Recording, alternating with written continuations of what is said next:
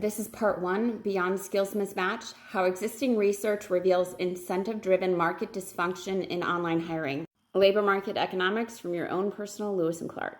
Hi, my name is Sarah. I'm the founder and CEO of the Job Applicant Perspective, the first anonymous user reviews for job ads across the US. This post is specifically for the academic and the economists out there. I'm going to release it this week. And it is my academic love letter to every single one of you 28 million Americans, at least, that have been just wildly impacted by this existing economic market. True story. One of the first things you learn when teaching ESL is that you don't actually know your own language as well as you thought. A master's degree later, I'd still find myself stumped in the middle of class by a student's question, relearning grammar I assumed I'd already mastered. The act of encountering someone learning forced me to rediscover what I thought I knew. In some ways, my work in economics follows the same pattern. I didn't come through conventional training. Instead, I've learned by walking the train itself.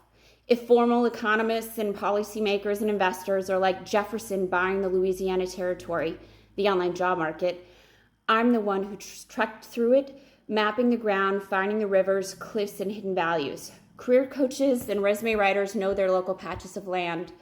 My role is different. I bring the lived geography back to those who strategize.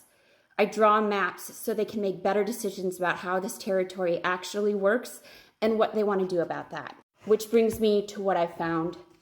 For years, the story about the labor market has been simple. Workers don't have the right skills and employers can't find the right talent. Economists call this a skills mismatch, and it's been the default explanation for unfilled jobs and prolonged unemployment. But what if the story is incomplete? What if the problem isn't workers lacking skills, but a system where inefficiency itself is profitable? What if when job seekers went online, they acquired a new and hidden role, added to the two they had already possessed in the newspaper era, and that role, it changes the way you look at everything. Who this is for? Job seekers tired of being told it's you when the numbers show otherwise. Recruiters blame for mismatches they can't fix because the tools themselves are misaligned. Employers frustrated that more postings don't mean more hires. Economists and policy makers who need ground level insight that challenges the skills mismatch narrative. Anyone wondering why after decades of technology, hiring still feels harder, not easier? Side note, I am reinterpreting the following academic work within the larger scope of understanding, not to devalue the authors, but to illuminate the totality of what was discovered. I wish to allow public policymakers, economists, and investors to make informed choices for the future. Part 2 coming next.